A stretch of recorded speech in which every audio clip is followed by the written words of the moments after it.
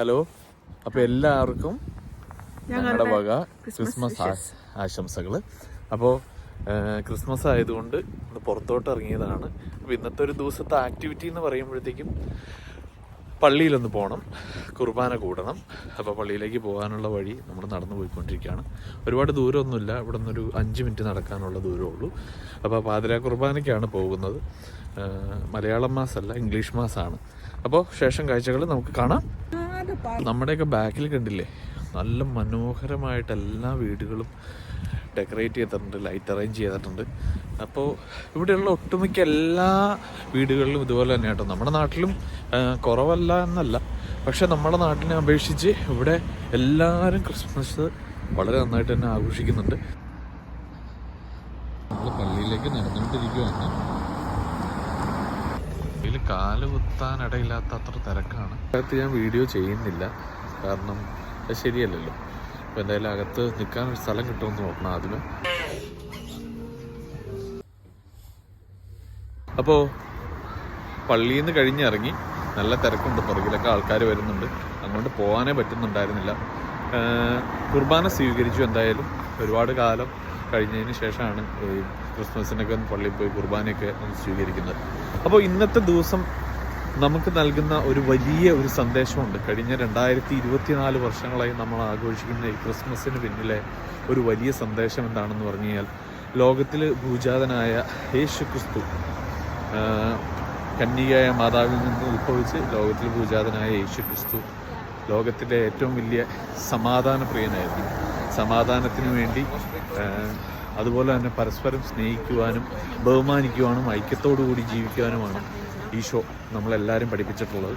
അപ്പോൾ അതുപോലെ തന്നെ നമുക്ക് ഒരുപാട് കാലങ്ങൾ ഇനിയും മുന്നോട്ട് സ്നേഹിച്ച് സന്തോഷത്തോടുകൂടി പരസ്പരം ബഹുമാനിച്ചും ഒക്കെ നമുക്ക് ഒരുപാട് കാലം മുന്നോട്ട് ജീവിക്കാനുള്ള ഇടവരുത്തട്ടെ. അതാണ് ക്രിസ്മസ് എന്ന് പറയുന്ന നമ്മൾ ഇത്ര ലോകമെമ്പാടുമുള്ള ഈ ജനങ്ങൾ 2024 വർഷമായിട്ട് ആഘോഷിക്കുന്നതിൻ്റെ പിന്നിലുള്ള ഒരു ഏറ്റവും വലിയ മെസ്സേജ് എന്ന് പറയുന്നത്, നമ്മളിൽ പല ആളുകളും ഇന്നത്തെ ദിവസം വളരെ ബിസി ആയിരിക്കാം, വളരെ വളരെ ഫ്രസ്ട്രേറ്റഡ് ആയിട്ടുള്ളൊരു സമയത്തിൽ കൂടിയാണ് നമ്മളെല്ലാവരും പോകുന്നത്. പക്ഷേ എന്നിരുന്നാലും നമ്മുടെ കുടുംബമായിട്ടിരുന്ന് കുറച്ച് നേരം ടൈം സ്പെൻഡ് ചെയ്യാനും അവരുടെ സന്തോഷത്തിലൊക്കെ പരസ്പരം കാര്യങ്ങൾ ഷെയർ ചെയ്യാനും ഒക്കെ എനിക്കും നിങ്ങൾക്കും എല്ലാവർക്കും അവസരമുണ്ടാകട്ടെ എന്ന് ഞാൻ പ്രത്യാശിക്കുന്നു. ജോലിയുടെ ആവശ്യങ്ങൾക്കൊക്കെ ആയിട്ട് ഞാൻ ഒരുപാട് കാലമായിട്ട് ഞാൻ ഇന്ത്യ വിട്ട് പല രാജ്യങ്ങളിൽ ഇങ്ങനെ നടക്കുവാണ് ജോലിയൊക്കെ ആയിട്ട്.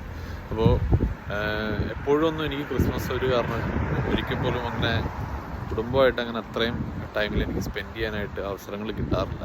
പൊതുവേ പപ്പയും മമ്മിയൊക്കെയായിട്ട് വളരെ ടൈം കുറവാണ് കിട്ടാറുള്ളത് ഇപ്പോൾ ഈ കഴിഞ്ഞ കുറേ വർഷങ്ങളായിട്ട്. അപ്പോൾ നമുക്ക് അങ്ങനെയുള്ള ടൈമുകൾ കിട്ടുമ്പോഴത്തേക്കും നമുക്കതിൻ്റെ വില മനസ്സിലാവില്ല. നമ്മൾ മാറി നിന്ന് നമുക്കൊട്ടും അതിനോട് കുറച്ച് പോലും നമുക്ക് അതിനൊരു അവസരം കിട്ടാതാകുമ്പോഴാണ് നമ്മളുടെ പല ആളുകൾക്കും അതിൻ്റെ ബുദ്ധിമുട്ടൊക്കെ നമുക്ക് മനസ്സിലാവുള്ളൂ. അപ്പോൾ ഇപ്പോൾ ഉള്ള നമ്മുടെ ആ ഒരു സമയം, നമ്മുടെ കുടുംബത്തോട് കൂടിയിട്ടുള്ള ഒരു സമയം വളരെ സന്തോഷത്തോടു കൂടിയിട്ടും വളരെ സ്നേഹത്തോടു കൂടിയിട്ടും ഐക്യത്തോടു കൂടിയിട്ട് ഒരുമിച്ച് ജീവിക്കണം. അതേപോലെ തന്നെ ക്രിസ്മസ് ആഘോഷിക്കണം. എൻ്റെ കൂട്ടുകാരെ ആരെങ്കിലും ഞാൻ വിട്ടുപോയിട്ടുണ്ടെങ്കിൽ എല്ലാവർക്കും ക്രിസ്മസ് ആശംസകൾ ഞാൻ നേരുന്നു. ഹലോ, ഒരിക്കൽ കൂടി എല്ലാവർക്കും ഹാപ്പി ക്രിസ്മസ്. ഇന്നലെ രാത്രി നമ്മൾ കുറച്ച് വൈകിയാണ് കിടന്നത്. അപ്പോൾ ഇന്ന് വൈകി തന്നെയാണ് എഴുന്നേറ്റതും. നമ്മുടെ സമയം ഒരുപാട് അങ്ങോട്ട് പോയി. അപ്പോൾ രാവിലെ എല്ലാവർക്കും വിഷസൊക്കെ അറിയിച്ച് വീട്ടിലേക്ക് മമ്മി പപ്പ, അതുപോലെ തന്നെ അലീഷയുടെ അമ്മ അപ്പ, പിന്നെ കൊച്ചിനെ, അവിടേക്ക് വിസിറ്റേഴ്സ് ഉണ്ട്, അവരെയൊക്കെ വിളിച്ച് നമ്മളെല്ലാവരോടും ഹാപ്പി ക്രിസ്മസ് ഒക്കെ പറഞ്ഞിട്ട് നിൽക്കുവാണ്. നമ്മുടെ ഇന്നത്തെ സ്പെഷ്യൽ പ്രോഗ്രാം എന്താണെന്ന് പറഞ്ഞു കഴിഞ്ഞാൽ കുറച്ച് കുക്കിംഗ് ഉണ്ട്. ഇന്ന് നമ്മൾ കുക്കിങ്ങിന് നമ്മുടെ ഡിഷ് എന്തൊക്കെയാണെന്ന് അലീഷ പറയും. ഡിഷ് എന്തൊക്കെയാണ്? രാവിലെ ചിക്കൻ സ്റ്റൂ ബ്രെഡും, പിന്നെ ഉച്ചയ്ക്ക് ചോറ്, മോര്, ക്യാബേജ്, പിന്നെ പോർക്ക്, ബീഫ്, മീൻ മുളകിട്ടത്. കേട്ടല്ലോ, ഇത്രയാണ് നമ്മുടെ ഇന്നത്തെ സ്പെഷ്യൽ ഡിഷുകൾ. അപ്പോൾ അത് ഉണ്ടാക്കി കഴിഞ്ഞതിന് ശേഷം നമ്മളൊരു പോർഷൻ നമ്മൾ കൊടുക്കുന്നുണ്ട്. അത് ചിലപ്പോൾ അനിയത്തിക്കായിരിക്കും കൊടുക്കുന്നത്. ചിക്കൻ എടുത്ത് വാഷ് ചെയ്തിട്ട് അതിലേക്ക് ക്യാരറ്റ് കട്ട് ചെയ്ത് ഇട്ടേക്കുവാണ്. അപ്പം ഞാൻ ഈ ചിക്കൻ സ്റ്റൂ അധികം ശ്രമിച്ചു നോക്കിയിട്ടില്ല. പിന്നെ നമ്മളിതിൽ എന്തൊക്കെയാണ് ആഡ് ചെയ്യും?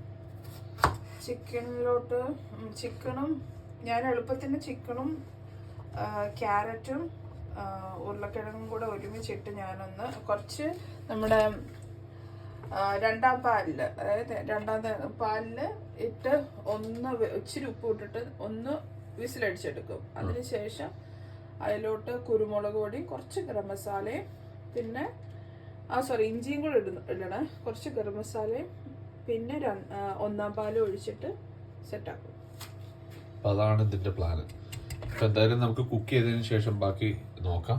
ഇത് ബീഫാണ്. ബീഫ് ഇവിടെ കുക്ക് ചെയ്യാൻ വേണ്ടിട്ട് വെച്ചേക്കുവാണ്. എന്റെ രാവിലത്തെ ഭക്ഷണമാണ്.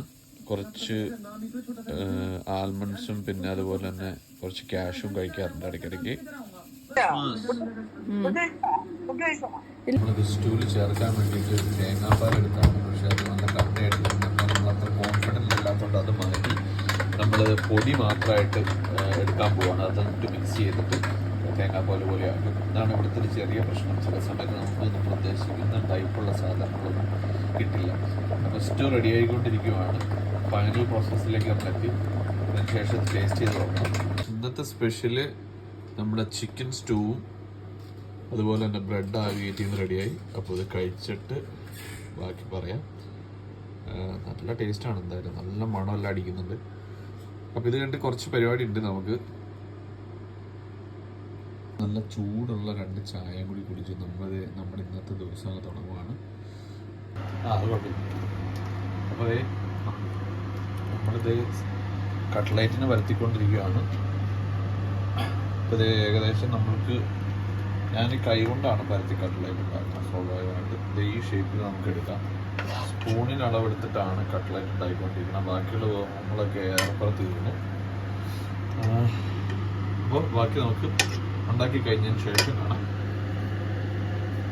നമ്മളിത് കട്ട്ലൈറ്റ് ഏറെക്കുറെ വറുത്ത് കഴിഞ്ഞ് ഫൈനലായി. അപ്പോൾ ബാക്കി നമ്മൾ കുറച്ച് ബ്രെഡ് ക്രംസ് ചേർത്ത് വെച്ചേക്കുന്നത് ആ സൈഡിലേക്ക് നമ്മൾ വെച്ചിട്ടുണ്ട്. നമുക്ക് ഇപ്പോൾ ദിവസങ്ങളൊക്കെ ഓഫുള്ളത് കൊണ്ട് എപ്പോഴേക്കും നമുക്ക് വറുത്ത് തിന്നാൻ വിചാരിക്കുന്നത്. അപ്പോൾ അതിൻ്റെ കൂടെ തന്നെ നമ്മളിത് പന്നി ഉണ്ടാക്കി വെച്ചിട്ടുണ്ട്. പിന്നെ നമ്മുടെ മെയിൻ ഡിഷ് ചോറ്, പന്നി, കട്ട്ലൈറ്റ്, ബീഫ്, കാളൻ, പിന്നെയുള്ളത് ക്യാബേജ്, പിന്നെ ചിക്കൻ സ്റ്റൂ രാവിലത്തെ. നമ്മൾ ഭക്ഷണം കഴിക്കാൻ പോവുകയാണ്.